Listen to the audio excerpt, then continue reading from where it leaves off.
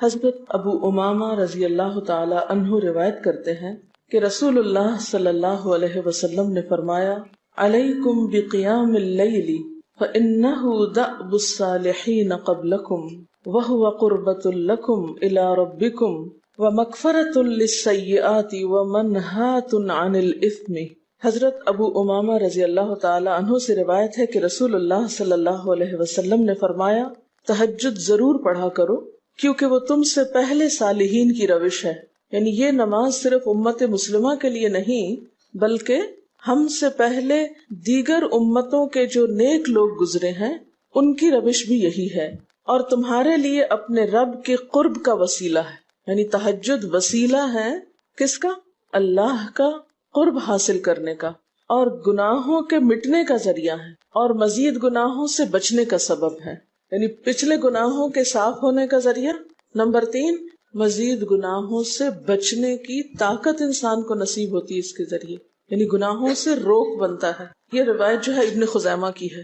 حضرت ابو ہریرہ رضی اللہ تعالی عنہ روایت کرتے ہیں کہ رسول اللہ صلی اللہ علیہ وسلم نے فرمایا، اس شخص پر اللہ کی رحمت ہو جو رات کو اٹھا، پھر نماز تہجد پڑھی، پھر اپنی بیوی کو جگایا، پھر اس نے نماز پڑھی، پھر اگر عورت غلبہ نیند کے باعث نہ جاگی تو اس کے منہ پہ پانی کے چھینٹے مارے، اور اس عورت پر بھی اللہ کی رحمت ہو جو رات کو اٹھی، نماز پڑھی، اپنے شوہر کو جگایا، پھر اس نے نماز پڑھی، پھر اگر شوہر نہ جاگا تو اس کے منہ پر پانی کے چھینٹے مارے۔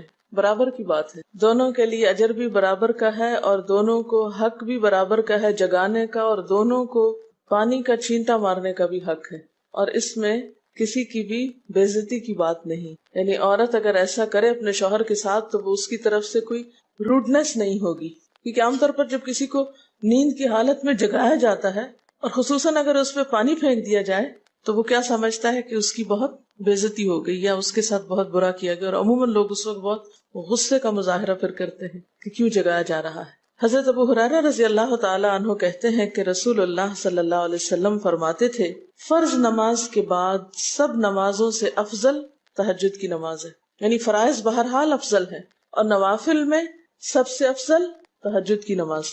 رسول اللہ صلی اللہ علیہ وسلم نے فرمایا، جب انسان سوتا ہے تو شیطان اس کے سر کی گدی پر 3 گریں لگاتا ہے اور کہتا ہے کہ رات بڑی لمبی ہے، اس کو تھپکی دیتا ہے اور کہتا ہے لمبی رات ہے، ابھی سوئے رہو، ابھی ٹائم ہے، ٹھہر کے اٹھنا، یعنی اس کو سلائے رکھتا ہے۔ اگر وہ بیدار ہو کر اللہ کا ذکر کرے، یعنی آنکھ کھلے اور اللہ کا ذکر کو شروع کر دے تو ایک گرہ کھل جاتی، شیطان کے پھندے سے انسان آزاد ہونے لگتا ہے۔ اگر وضو کرے تو دوسری گرہ کھل جاتی، اگر نماز پڑھے تو تیسری گرہ کھل جاتی، اور وہ شادمان اور پاک نفس ہو کر صبح کرتا ہے۔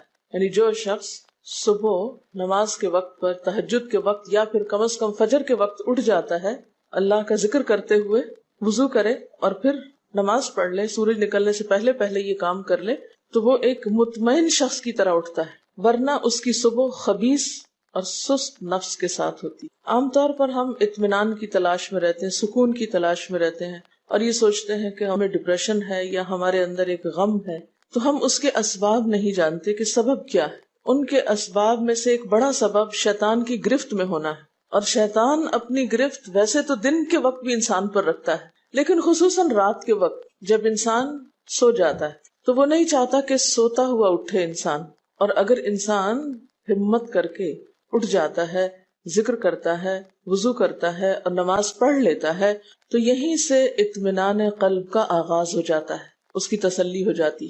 رسول اللہ صلی اللہ علیہ وسلم نے فرمایا، اللہ تعالیٰ ہر رات آسمان دنیا پر نزول فرماتے ہیں، یعنی زمین سے سب سے قریبی آسمان پر۔ جب 1/3 رات باقی رہ جاتی ہے تو فرماتے ہیں، ہے کوئی جو مجھے پکارے؟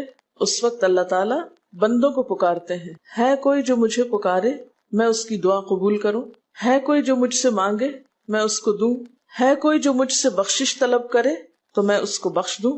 گویا یہ وقت دعا کی قبولیت کا وقت ہے، انسان جو مانگے اس کو ملتا ہے، اور خصوصی طور پر بخشش کے طلب کرنے کا وقت، جیسے قرآن پاک میں آتا ہے وَبِالْأَسْحَارِ هُمْ يَسْتَغْفِرُونَ وَبِالْأَسْحَارِ هُمْ يَسْتَغْفِرُونَ، اور سحری کے وقت وہ استغفار کرتے ہیں۔ اب ہو سکتا ہے کہ آپ کہیں کہ نہیں، ہم نے تو زندگی میں کوئی خاص گناہ کیے ہی نہیں، اس لیے ہمیں تو بخشش کی ضرورت ہی نہیں.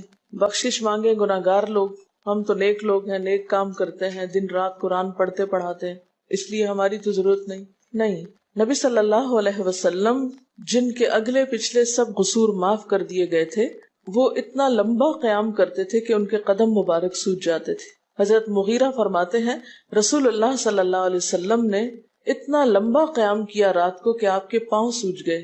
آپ سے سوال کیا گیا کہ آپ اتنی مشقت کیوں کرتے ہیں، اپنے آپ کو اتنا کیوں تھکاتے ہیں، حالانکہ آپ کے تو سارے گناہ معاف کر دیے گئے.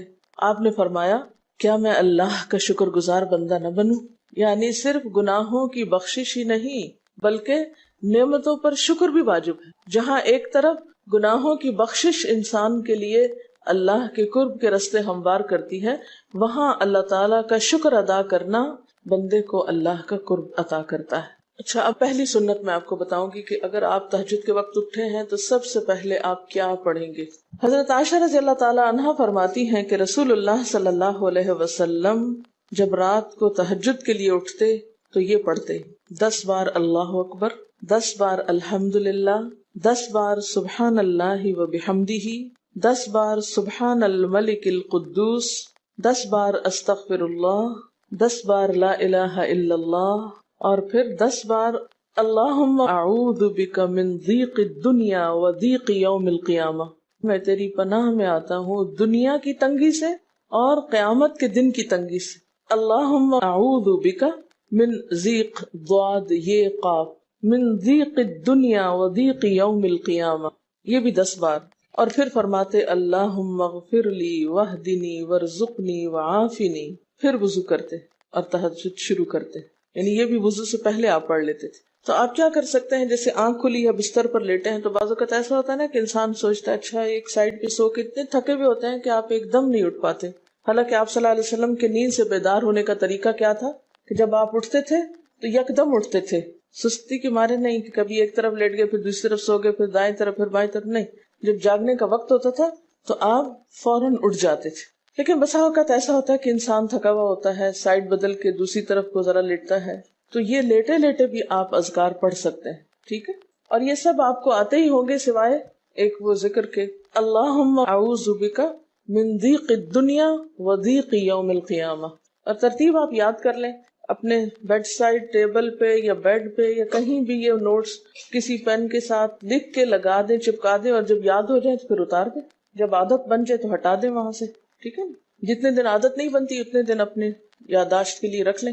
اسی طرح نیند سے اٹھ کر لا الہ الا اللہ وحدہ لا شریک لہ لہ الملک ولہ الحمد وہو علی کل شیء قدیر الحمد للہ وسبحان اللہ واللہ اکبر ولا حول ولا قوۃ الا باللہ. یہ بھی پڑھ سکتے ہیں. اچھا، ضروری نہیں کہ سب کچھ ایک ہی دن میں پڑھ لیں، یہ بھی آپ کر سکتے ہیں کہ ایک دن میں ایک چیز پڑھ لیں، دوسرے دن دوسری پڑھ لیں، تیسرے دن تیسری پڑھ لیں. ٹھیک ہے نا. اور اگر ساری ایک دن بھی پڑھنا چاہیں، دیکھیں وقت کی بات ہے نا. ہو سکتا ہے اس وقت عمر کے اس حصے میں آپ پہ بہت ذمہ داریاں ہوں، آپ یہ سب کچھ نہ پڑھ سکتے ہوں، لیکن زندگی کا ایک ایسا وقت بھی آتا ہے جب انسان بوڑھا ہو جاتا ہے، جب اس کے اوپر باقی ذمہ داریاں کم ہو جاتی ہیں، پھر نیند بھی کم ہو جاتی ہے، پھر زیادہ عبادت کا موقع ملتا ہے. تو ایسے میں جب انسان کے پاس عبادت کے لیے وقت اور موقع زیادہ ہو تو پھر یہ ساری چیزیں بھی پڑھ لیں. ٹھیک ہے نا. پھر اسی طرح یعنی یہ جو روایت ہے کہ جس میں آپ صلی اللہ علیہ وسلم نے فرمایا جو شخص نیند سے جاگے، اور یہ تہجد کے وقت ہی نہیں، اگر فجر کے لیے بھی آپ اٹھ رہے ہیں تو یہ دعا پڑھ سکتے ہیں لا الہ الا اللہ وحدہ لا شریک لہ، اور پھر الحمدللہ وسبحان اللہ واللہ اکبر ولا حول ولا قوۃ الا باللہ. پھر کہے اللہم اغفر لی، پھر کیا پڑھے اللہم اغفر لی. یا کوئی اور دعا کرے تو قبول ہوگی، اور اگر وضو کر کے نماز پڑھے تو وہ بھی قبول کی جائے گی. صبح اٹھتے ہی اللہ کی تعریف. اور آپ کو معلوم ہے کہ یہ جو چوتھا کلمہ ہے نا لا الہ الا اللہ وحدہ، اس کو دعا بھی کہا گیا، حالانکہ اس میں صرف اللہ تعالیٰ کی حمد و ثنا ہے، اور یہ یوم عرفہ کی دعا ہے. حدیث میں آتا ہے کہ مجھے اور مجھ سے پہلے انبیاء کو اس دن کی جو بہترین دعا سکھائی گئی یعنی یوم عرفہ کی دعا وہ لا الہ الا اللہ وحدہ لا شریک لہ. حالانکہ اس میں مانگنے کی تو کوئی چیز ہی نہیں، صرف اللہ کی حمد و ثنا ہے. جیسے حضرت ایوب علیہ السلام نے کہا تھا انی مسنی الضر وانت ارحم الراحمین، مانگا کچھ نہیں، انت ارحم الراحمین انت ارحم الراحمین. اللہ تعالیٰ کی تعریف کر کے اللہ تعالیٰ کے نام کے ساتھ اس کو اگر انسان پکار لیتا ہے تو یہ بھی اس کے لیے بہت کافی. ایک اور روایت میں آتا ہے رسول اللہ صلی اللہ علیہ وسلم جب تہجد کے لیے اٹھتے، یعنی آپ ایک مرتبہ اٹھے، یعنی جو صحابی روایت کرتے ہیں، تو آپ نے بیٹھنے کے بعد آسمان کی طرف نظر کر کے سورۃ آل عمران کی آخری 11 آیات 190 سے لے کر 200 تک 11 آیتیں یہ پڑھی. ان فی خلق السماوات سے لے کر بالکل آخر تک. یعنی ضروری نہیں کہ کھڑے ہو کر آپ آسمان کی طرف دیکھیں، آپ اٹھے ہیں، چارپائی پہ بیٹھے ہوئے ہیں، ابھی وضو کے لیے نہیں گئے، بیٹھ کے آسمان کی طرف دیکھ کے پڑھ کے پھر اٹھ سکتے ہیں. اب اس میں آپ دیکھیں نا کہ انسانی نفس کی بھی ایک رعایت ہو جاتی ہے. لیٹے لیٹے آپ نے ایک ذکر پڑھ لیا، بیٹھ کے آپ نے دوسرا پڑھ لیا، پھر آپ وضو کو چلے گئے، تو اس میں وہ جو ایک طبیعت کی کسل مندی ہوتی ہے وہ بھی ساتھ ساتھ اللہ کے ذکر سے دور ہوتی جاتی ہے، اور ایک سٹیپ کے بعد دوسرا سٹیپ لینا بھی آسان ہو جاتا ہے. اچھا، اس میں آپ دیکھیں حکمت کیا ہے کہ آپ صلی اللہ علیہ وسلم نے کیا فرمایا کہ آسمان کی طرف دیکھ کے پڑھا جائے تاکہ اچھی طرح آنکھیں کھل جائیں.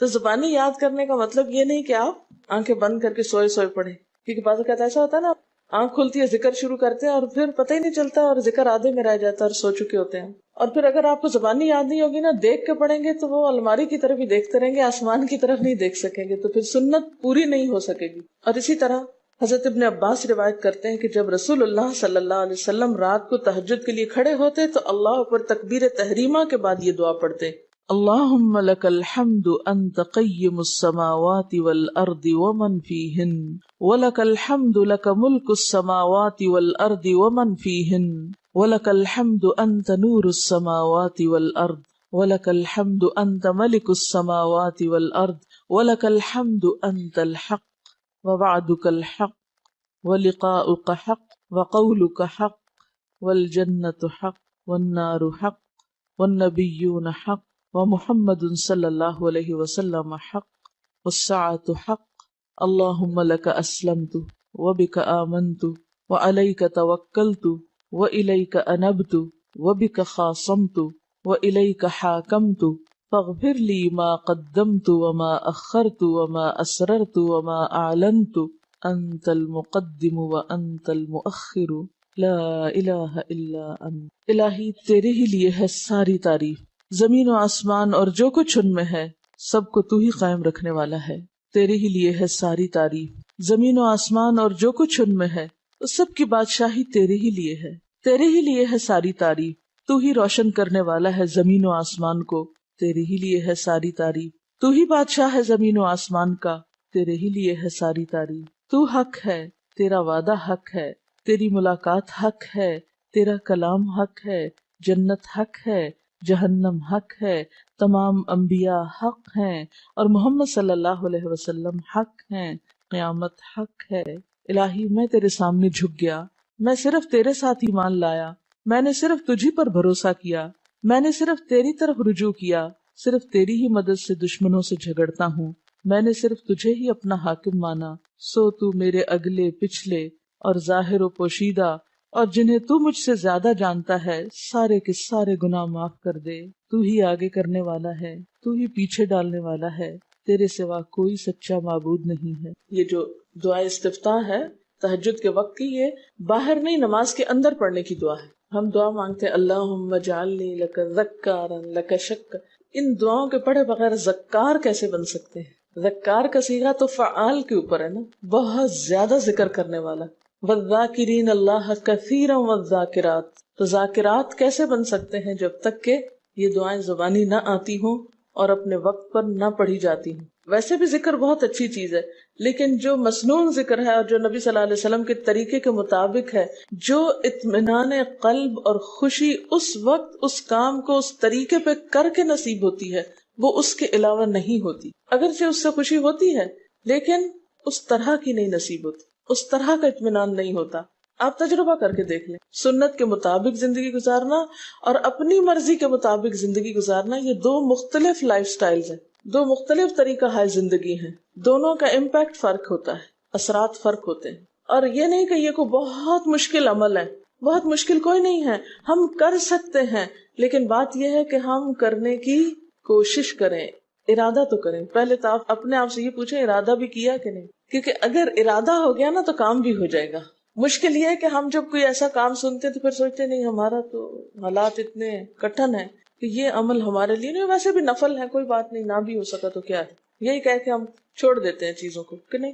لیکن میں سمجھتی ہوں کہ جو عمر آپ بچیوں کی خاص طور پر اس وقت اس عمر کو غنیمت سمجھے اور اس میں آپ نے جو کچھ اب یاد کر لیا، عادت ڈال لی، وہ اگلی زندگی میں شدید مصروفیت کے باوجود بالکل عادت ثانیہ ہو جائے گی، ایک روٹین ہو جائے گی اور آپ کو مشکل نہیں ہوگی. لیکن اگر اب نہیں عادتیں ڈالی، کل کو یا نئے سرے سے عادت ڈالنا بہت مشکل ہوگا. سنت مشکل نہیں ہے، صرف یہ ہے کہ ارادے، نیت اور پھر کوشش کی ضرورت. کر لیں گے تو ہو بھی جائے گا، آخر کرنے والے کرتے ہیں. لیکن جب پہلے ہی سے سوچ لیتے نہیں بڑا مشکل، تو اللہ والے کرتے ہیں اور وہ تو نیک لوگوں کا کام ہے. ہم تو نہ اللہ والے ہیں اور نہ ہی نیک ہیں، تو کیوں نہیں ہے، ہو جائے.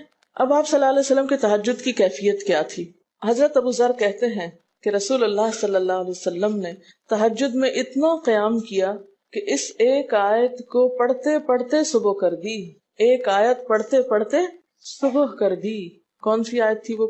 ان تعذبہم فانہم عبادک وان تغفر لہم فانک انت العزیز الحکیم. ایک آیت کو اتنی دفعہ پڑھا اور پڑھتے رہے اور پڑھتے رہے اور پڑھتے رہے، اسی میں صبح ہو گئی. تو طویل قیام جو ہے ضروری نہیں کہ وہ صرف کس وقت ہو، کوئی لمبی سورت پڑھ کے ہی. چھوٹی سورت بھی ہو سکتی ہے، لیکن روح کے ساتھ، شعور کے ساتھ اگر آپ دہرا کے بھی پڑھیں. مثال کے طور پہ آپ نے کوئی سورت یاد کر لی ہے اور آپ پڑھنے کھڑے ہوئے ہیں اور آپ کو صحیح طرح آتی نہیں ہے، یا آتی ہے تو اتنی تیز نہیں آتی، بہت رٹی ہوئی نہیں ہے، تو کوئی بات نہیں. ایک آیت کو 2 دفعہ 3 دفعہ بھی آپ اس کو پڑھ سکتے ہیں اور اس طرح بھی پڑھ کے لمبا کر سکتے ہیں. یعنی طویل قیام صرف زیادہ قرات سے ہی نہیں، مختلف طریقوں سے ہو سکتا ہے. یہ آیت ہے سورۃ المائدہ کی 118 نمبر آیت ہے. اگر تو انہیں عذاب دے تو وہ تیرے بندے ہیں، اور اگر تو انہیں معاف کر دے تو یقیناً تو غالب اور حکمت والا ہے. حضرت حذیفہ رضی اللہ تعالی عنہ نے نبی صلی اللہ علیہ وسلم کو تہجد پڑھتے دیکھا. وہ کہتے ہیں سورۃ فاتحہ کے بعد آپ نے سورۃ بقرہ پڑھی، پھر رکوع کیا. آپ کا رکوع آپ کے قیام کی مانند تھا. ہماری تو کمر نہ ٹوٹ جائے. کر کے تو ذرا دیکھیں. میں نے زندگی میں پہلی دفعہ رمضان میں طویل رکوع اور سجدے کا موقع ملا. اس سے پہلے تو اس طرح کا سچ پوچھے کانسیپٹ بھی کوئی نہیں تھا، کیونکہ بہت سی چیزیں جب ہم پڑھتے ہیں تو ہم کہتے ہیں ہاں یہ نبی صلی اللہ علیہ وسلم کے لیے ہے، یہ تو آپ کی شان ہے اور آپ کا مقام ہے. ہم تو عام کمزور بندے ہیں. اصل میں ہم کمزور کیوں ہیں؟ اس لیے کہ ہم نے اپنی انرجیز بیکار باتوں میں بہت لگا رکھی ہیں. بیکار غم پالے ہوئے ہیں، بیکار مشغلے ہیں، بیکار گفتگویں ہیں. انرجی تو لگتی ہے نا. آپ فضول کی باتیں سوچیں تو کیا انرجی نہیں لگے گی؟ آپ لایانی چیزوں پہ کڑنا شروع کر دیں، کیا انرجی نہیں لگے گی؟ لگے گی. تو پھر آپ کے پاس کوئی تعمیری مثبت کام کرنے کے لیے نہ وقت ہے نہ انرجی ہے. پھر اس وقت تک آپ خالی ہو چکے ہوتے ہیں. رات کو دیر تک آپ اگر فضول گپ شپ کرتے رہے تو صبح اٹھے گا کون، اور پھر صبح پڑھے گا کون، اور اگر پڑھے بھی تو کیا پڑھے اس میں. کبھی آپ نے سوچا کہ احادیث کی یہ جو کتابیں ہیں یہ ساری کی ساری صرف آپ کی گفتگو نہیں، آپ کے عمل کا بھی احاطہ کیے ہوئے ہیں، اور ٹوٹل آپ کی گفتگو یہی ہے. اور اگر ہم اپنی گفتگو کو دیکھیں اور ہماری باتوں کی کوئی کتاب تیار ہو، نبی صلی اللہ علیہ وسلم کی عظمت کو پہچانیں، ہم اپنی گفتگو کا جائزہ لیں. اگر ہماری گفتگو بھی ریکارڈ ہو کر لوگوں کے پاس جانے لگے، لوگوں تک پہنچنے لگے، ہم عملی نمونہ کیوں نہیں لوگوں کے لیے؟ ہمیں دیکھ کر لوگوں کے عمل کیوں نہیں بدلتے؟ ہماری بات لوگوں پر اثر کیوں نہیں کرتی؟ کبھی سوچا ہم نے؟ صرف اپنی گفتگو کے آئینے میں ہی اپنے آپ کو پہچان لے کہ ہم کہاں ہیں، کون ہیں، کہاں کھڑے ہیں، لوگوں کے بیچ میں کیا باتیں کرتے ہیں، لوگوں کے پیٹھ پیچھے کیا باتیں کرتے ہیں، کہاں کس حال میں کیا کر رہے ہوتے ہیں. ہر شخص اپنے آپ کو خود پہچان سکتا ہے. کیا واقعی ہم اس لائق ہیں کہ کوئی ہم سے کچھ سیکھے؟ صرف اپنی گفتگو کے آئینے میں خود کو پہچانے. بعض اوقات کتنا بیکار بولتے ہیں، کتنا بے مقصد بولتے ہیں، کتنا ضرورت سے زائد بولتے ہیں. اس کا یہ مطلب نہیں کہ مصنوعی خاموشی اپنے اوپر مسلط کر لیں، کیونکہ پھر ہم دوسری ایکسٹریم پہ نکل جاتے ہیں. لیکن بامقصد گفتگو کتنی ہے ہماری باتوں میں جو واقعی فائدہ مند ہو. تو پھر ذرا روک بھی لیا کریں نا اپنے آپ کو. اپنے ساتھ خود ہی محنت کریں گے تو بات بنے گی. سوچیں تو احساس تو کریں. جب کریں گے تو انشاءاللہ کامیابی بھی ہوگی. لیکن پہلی بات تو یہ نا کہ ہم جو کچھ کرتے ہیں نہ اس کا حساب کرتے ہیں، نہ اس کے بارے میں سوچتے ہیں کہ ہم کر کیا رہے ہیں. ہمیں نیکی نہ کرنے کا موقع یا ہمارے نیکی نہ کرنے کا ایک سبب اور ایک بڑی وجہ ہماری انرجیز کا بیکار چیزوں میں استعمال ہونا ہے، فضول کی سیاست میں ملوث ہونا ہے. اپنی ذمہ داریوں کا ہمیں ہوش نہیں ہوتا، دوسروں کے کاموں میں مداخلت خوب سوچتی ہے. خود کیا کر رہے ہیں اس کا کچھ پتہ نہیں، دوسرے کیا کر رہے ہیں اس سے بہت دلچسپی، یا کیا نہیں کر رہے. بہت سے لوگ، بہت سی خواتین کمر درد کی شکایت کرتے ہیں، اور اس کی ایک بڑی وجہ نمبر 1 رکوع کا صحیح پوزیشن پہ نہ ہونا ہے، اور نمبر 2 اس پوزیشن پہ کوئی ایکسرسائز نہیں ہماری ہوتی. یہ بتا رہی ہے کہ کسی کی کمر میں درد تھا اور ٹھیک نہیں ہوتا تھا کسی چیز سے، تو ڈاکٹر نے ان کو یہ مشورہ کیا کہ طویل رکوع اور طویل سجدے کریں. بیسٹ ایکسرسائز ہے، کر کے تو دیکھیں. اور اس میں آپ دیکھیے کہ صحیح پوزیشن پہ لائیں، بالکل اسٹریٹ رکھیں گردن اور کمر کو. پیٹھ اور گردن ایک لائن میں آنی چاہیے. بہت سے لوگ یوں ٹیڑھی کرتے، یوں کر کے بس کرتے، یہ غلط پوزیشن ہے، اس سے تو اور بیمار ہو سکتے ہیں. کئی لوگ سر پھینک دیتے ہیں نیچے کو، یہ بھی غلط پوزیشن ہے، اس سے بھی کام خراب ہوتا ہے. اگر آپ صحیح پوزیشن پہ رکوع لمبا کریں تو یقینی طور پہ کمر درد کا علاج ہے. تو پٹھے مضبوط ہوتے ہیں نا کمر کے، آپ اس کو روک کے رکھے ہوتے ہیں ایک سیدھی لائن میں. 2 فیٹ کے درمیان کا فاصلہ بھی بہت معتدل رکھیں، نہ تو بہت قریب رکھیں اور نہ بہت کھلا رکھیں، بالکل معتدل، جس میں آپ آرام سے سکون سے کھڑے ہو سکیں اور آپ کا بیلنس قائم رہے. بیلنس کو قائم کرنا بے حد ضروری. ٹھیک ہے. حضرت حذیفہ نے نبی صلی اللہ علیہ وسلم کو تہجد پڑھتے دیکھا. وہ کہتے ہیں کہ سورۃ فاتحہ کے بعد آپ نے سورۃ بقرہ پڑھی، پھر رکوع کیا. آپ کا رکوع آپ کے قیام کی مانند تھا، یعنی جتنا لمبا قیام تھا اسی طرح رکوع تھا. پھر آپ نے رکوع سے سر اٹھایا اور کھڑے ہو گئے، اور آپ کا قوما یعنی رکوع کے بعد اٹھنے کا وقت بھی کافی طویل تھا. ہم تو بعض اوقات اٹھ کے کھڑے نہیں ہوتے کہ نیچے چلے جاتے ہیں، تو وہ بھی طویل تھا. صرف 2 رکعتیں بھی آپ ایسی پڑھ لینا کافی. اگر عام دنوں میں نہ پڑھی جائے تو ویکینڈ پہ پڑھ لیں. ہمارا تو ویکینڈ پہ لمبا سونے کا پروگرام ہوتا ہے نا، تو چلے دوبارہ سو جائیں، لیکن ہفتے میں 1 دفعہ کر لیں. اگر روز نہیں بھی کر سکتے 2 دفعہ کر لیں، ٹوائس اے ویک کر لیں. پھر آپ کا سجدہ آپ کے قومے کی مانند تھا، یعنی جتنا آپ کھڑے ہوئے تھے اتنا آپ پھر سجدہ کیا. آپ دونوں سجدوں کے درمیان اپنے سجدے کی مانند بیٹھے تھے، یعنی 2 سجدوں کے بیچ میں بھی آپ اتنی دیر بیٹھے جتنی دیر آپ نے سجدہ کیا تھا. پس آپ نے 4 رکعتوں میں سورۃ بقرہ، آل عمران، نساء اور المائدہ پڑھی. ہمیں اگر خود نہیں بھی آتی اور کوئی پڑھانے والا اتنی لمبی 1 دفعہ بھی تراویح کوئی پڑھا دے یا کوئی نفل پڑھا دے تو ہم دوسری دفعہ اس کے پاس نہ پڑھیں. تقریباً 7.25 پارے بنتے ہیں، جس کو 1 منزل کہا جاتا ہے. ایک دن کے تہجد میں آپ نے اتنا پڑھا. اور یہ تو قرآن کی قرات تھی، لیکن بیچ کے وقفوں میں تسبیحات اور اللہ کی تعریف اور حمد و ثنا اور ذکر، یہ آپ پر بس تھا. یہ وہی کر سکتا ہے جس کو واقعی اللہ سے حقیقی محبت ہو، صرف دعوے کی حد تک نہیں. میں کہتی ہوں چلے روزانہ نہ صحیح، ہفتے میں 1 بار، ہفتے میں نہیں، مہینے میں 1 بار، مہینے میں نہیں تو سال میں، رمضان میں، کسی موقع پر کچھ تو اللہ سے تعلق آئے، کچھ تو قرب پائے. ہر شخص کے بس میں نہیں کہ ہر روز ایسی عبادت کرے، کیونکہ اللہ کے رسول صلی اللہ علیہ وسلم کا بہرحال مقام کچھ اور تھا. لیکن کچھ شوق، کچھ حسرت، کچھ تو دل میں ہونا ہی چاہیے، کوئی نیت، کوئی ارادہ، کوئی عزم، اور پھر اس کے لیے کوشش. تو وقت بچے گا کچھ آپ کے پاس فالتو باتوں کے لیے، فضول چیزوں کے لیے، کچھ سوچنے کے لیے، ٹینشن کے لیے بچے گا کچھ؟ سب کچھ بھاگ جائے گا، کچھ بھی نہیں بچے گا. کیونکہ ان عبادی لیس لک علیہم سلطان، میرے بندے ان پہ اے شیطان تیرا کوئی زور نہیں چلتا. بس چلتا ہی نہیں ان پہ تیرا، سارا زور ہی ان پہ چلتا ہے جو فالتو ہوتے ہیں. فالتو ذہن جو ہوتا ہے وہ شیطان کا گھر ہوتا ہے. حضرت حذیفہ بیان کرتے ہیں کہ میں ایک رات آپ صلی اللہ علیہ وسلم کے ساتھ نفلی نماز میں شریک ہو گیا. آپ نے سورۃ بقرہ شروع کر دی. میں نے سوچا کہ آپ 100 آیات پڑھ کر رکوع میں چلے جائیں گے، مگر آپ پڑھتے گئے. میں نے خیال کیا کہ سورۃ بقرہ کو 2 رکعتوں میں پڑھیں گے، لیکن آپ پڑھتے رہے. آپ نے سورۃ بقرہ ختم کر کے سورۃ نساء شروع کر دی، پھر ختم کر کے آل عمران پڑھنی شروع کر دی، اس کو بھی ختم کر دیا. آپ نہایت آہستگی سے پڑھتے جاتے تھے. جب ایسی آیت تلاوت کرتے جس میں سبحان اللہ کہنے کا حکم ہوتا ہے، جیسے سبح بحمد ربی جیسے مثال کے طور پر، تو سبحان اللہ کہتے. اگر کچھ مانگنے کا ذکر ہوتا تو سوال کرتے، اگر پناہ مانگنے کا ذکر ہوتا تو اعوذ باللہ پڑھتے. اس حدیث سے یہ بھی پتہ چلتا ہے کہ سورتوں کی ترتیب ضروری نہیں، کیونکہ آپ نے پہلے النساء پڑھی پھر آل عمران پڑھی. یہ جو ہر وقت لوگ پیچھا کیے رکھتے ہیں نا، بعض اوقات تو بہت ضد کرتے ہیں کہ آپ نے پہلی رکعت میں یہ پڑھائی تھی تو دوسری میں یہ کیوں پڑھا دی. یہ تو سنت میں ملتا ہے کہ پہلی رکعت طویل ہے دوسری کے مقابلے میں، لیکن یہ لازم نہیں کہ جو پہلی میں پڑھے اس کے بعد آگے والی صورتوں میں سے پڑھے، پیچھے والی بھی سے نہیں پڑھ سکتے. رسول اللہ صلی اللہ علیہ وسلم نے عبداللہ بن عمرو سے کہا، مجھے بتلایا گیا ہے کہ تم ساری رات نفل پڑھتے اور دن کو روزہ رکھتے ہو. اگر تم ایسا کرو گے تو تمہاری آنکھ کمزور اور طبیعت سست ہو جائے گی. یعنی ہر روز روزہ اور ہر رات جگراتا تمہاری جان اور تمہارے بال بچوں کا بھی تم پر حق ہے. اس لیے روزہ رکھو اور افطار بھی کرو، اور رات کو قیام کرو اور سو بھی.